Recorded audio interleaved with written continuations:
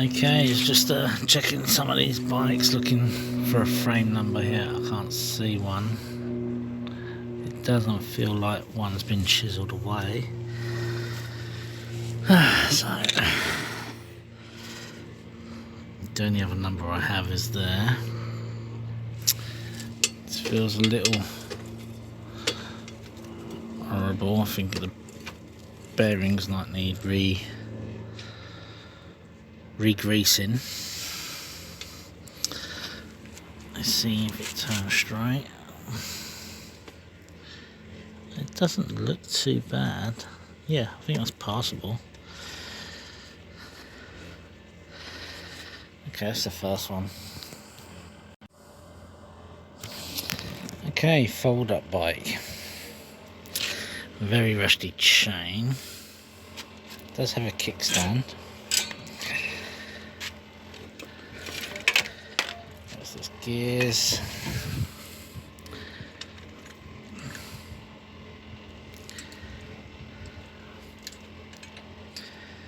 Not worked on these, I do believe. That fits on the back here. With the gears inside the back wheel, and like I said, I've not worked on them. I could probably replace the back wheel and have it as no gears. We will see.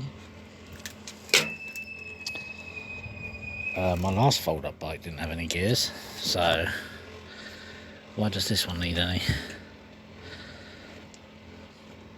Think about that. Rusty chain definitely needs replacing. Alright, let's check the numbers.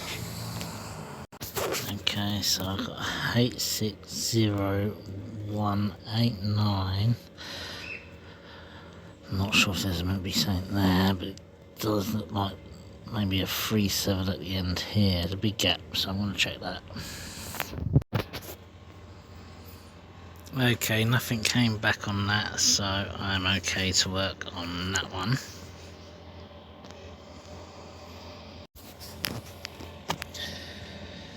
Okay, this is bike 3. As you can see, it was blue underneath and someone's painted it all black. I'll take the wheel off. I'll take these nice grips off, they feel okay. Probably take off the gears and the brake levers. See, it's ripped, I don't need that. The pedals are okay, so I'll take them off. I might even take the pedal crank off, but this has been painted over, so the middle derailleur's no good to me. The brakes actually look okay, not painted on there, not painted on the front, so that's what I'm going to take off, and the rest will be scrapped. Okay, here are the parts I stripped. The pedals, they're in good condition, £1–2 on the market if I wanted. Same with the grips, they're in good condition. Replacing grips on a bike can be expensive. Same with the pedals. Okay, these are old school, but people still buy them. Brakes are brakes. Same there, and the pedal crank was straight, so I took that one. Okay, and that frame is now ready for the scrapyard. Okay, so just check this one on Bike Checker. Nothing's coming through for it, so now I can continue. As you can see, the chain's all rusty. I do have a chain. The cables are also really rusty, and you can't turn the rear one. That's probably because they've split inside a outer cable. This seat is actually lifted from the front here. I don't think I can fix that. It's very hard to get back in from what I remember, but I can always try, depending on what the seat looks like, because it's taped. So the first thing to do is cut these cables off and remove the wheels, and take off that chain, of course. Okay, so the chain's off using my chain tool. This is the bike cut which I got from Halfords. They come with a lifetime guarantee, or at least they used to. There are cheaper ones in Asda. Used to be about 3 or 4 quid, but I swear to God they break after 3 or 4 uses. It break. It's no good. Anyway, next thing I want to check is the crank, and I'm just basically looking for any wobbles, you know. And I check each section, and that looks fine. And it's spinning alright for me too. Okay, so I don't need to do anything there. Okay, let's get them wheels off now.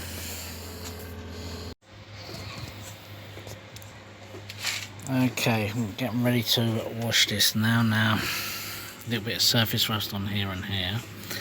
And what I do is I spray it with my maintenance spray over there, usually GT85. And I use this and I scrub it. Oh yeah, I see what you mean by the bend. I was doing only like half pulse because I couldn't. And then I use it there and on the back as well. So all the surface rust is pretty much gone. And then I spray the whole frame to help me get rid of the grease and dirt, you see. I know it's still on there at the minute, but I'm going to wash this off in a second and that'll be done. And then we can start cleaning the wheels, put them back together, make sure everything's okay. Okay, I just cleaned this one. I haven't cleaned the spoke yet. Same with this, I just rest it here and I go around with the metal scour, cleaning around the edge. And I turn around the other way and then I go around there like that. So this is the back one. Obviously you're not going to get it perfect, it's an old second hand bike. This was all rusty up here, cleaned up there as well.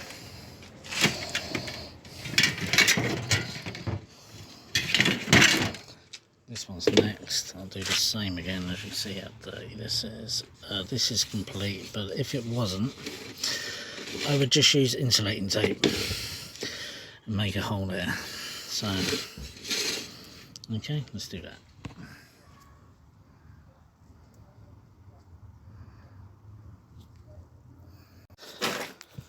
Okay, tyres. I just used the wash water. I used the sponge on the inside, and I used a broom that we have in the garden on the outside just to clean the wheels as best I can. They're still a little bit dirty, but I don't care.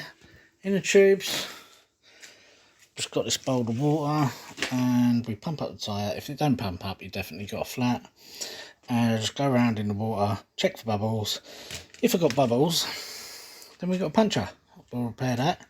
I don't think we will, because there was still air in both of these inner tubes, and the tyre's okay for tread, and the wheels are pretty straight, so I'm pretty happy that this should be a straightforward job here. Okay, that one's ready, pumped up. Okay.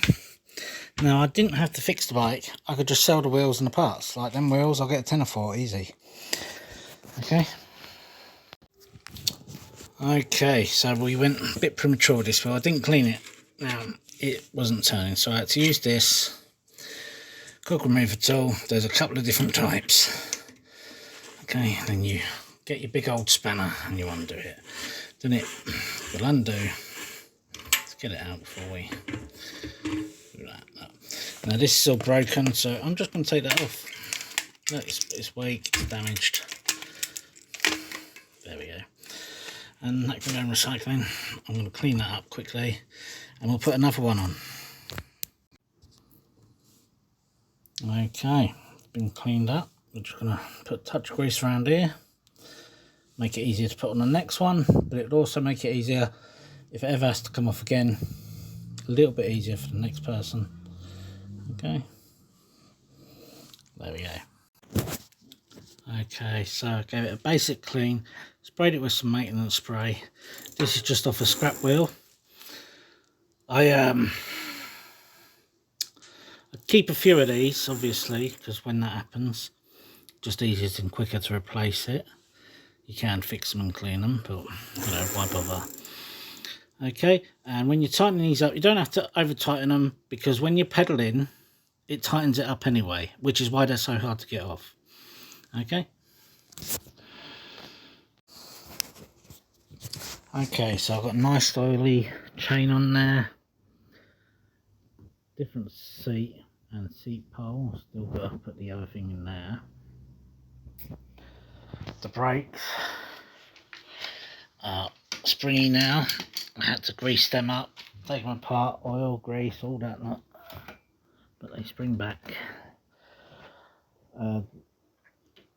These spring back as well now. Just that bit's getting caught. The levers. I'm just looking for another grip shift bit here because the other one was ripped. Then we can do cable in and put the, and then that should be it. And a bolt through there. Well, I'm a little bit disappointed. I couldn't find a cover to replace the gear, so I tried taking both off another bike out there. It just will not come off, so I was like, oh, I'll try around the corner, there's another one, and it wouldn't come off that either. So this is on hold until next week. I'm not going to have it ready for the market. I know this won't affect you seeing it, but there you go, that's it. I mean, we're almost there and all. Look. How disappointing. It only would have been a cheap bike for someone, obviously, but this is the season to get them done, you know. Kids ride them to school, especially when their nice expensive bikes get nicked. So, I mean, I was sure I had more of these. I just can't find them. Never mind. Okay, back onto the bike. We found a grip. What was on an old Carrera in my mother's garden. If you're wondering why that's not been fixed, it's because the wheels are buckled really, really badly. And I've got to find replacement 24-inch with discs. This brake one. Kids chose this brake, Carrera. Anyway, we put the grips back on as well. They're tight. They've been cleaned and they're tight. And the gear shift goes through there, and that is new. Same with this one. So new gear shifts. And now we can do the cabling. Then we can do the brakes. And then that, apart from testing it and tuning the gears, is done. Okay, as you can see, the bike's finally finished. We got new cables and I call them bootlaces. The cable ends on everywhere. So it's not anything magical. I did have to change the grips. The last ones were sticking over a little bit, but you know, it's all working now. Little cheap bike for some child. You know, probably only like 20 quid.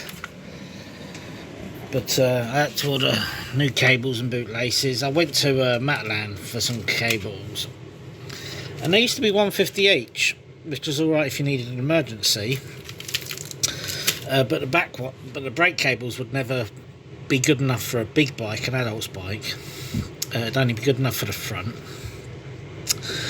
Anyway, the price has gone up because of inflation, and so normally I buy my cables off eBay anyway, and I usually get them in 10 and 10, but I couldn't find any 10 in the brake cables, so this time I had to order 50/50, and it was 30 quid, which I work out does about 25 bikes for 30 quid. Sorry, 50 cables of each, 30 quid. Should do 25 bikes for about £1.50 in cabling for each bike, which is really good. And I've got my cable ends here, £4 for 100, so it's still about £1.50 per bike. To fix that, I just can't find cheap change yet, but hey, there you go. So that is that.